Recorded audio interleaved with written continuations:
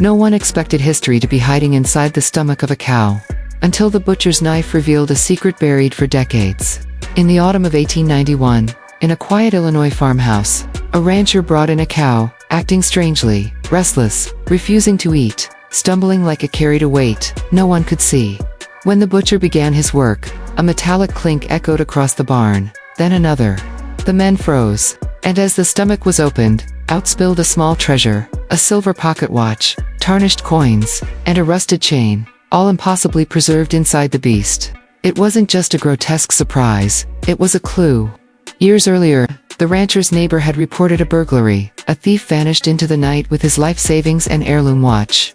Everyone assumed he fled town. But the truth had been quietly festering inside the cow's gut for years. The thief had tried to hide the evidence, only for the animal to swallow it whole, sealing the story until the day it was cut open. The discovery solved a cold case. No one expected to revisit a perfect accident of nature and time. And in that barn, surrounded by shocked ranchers and the smell of hay and iron, a cow became the most unlikely historian America had ever seen. A gut that saved history.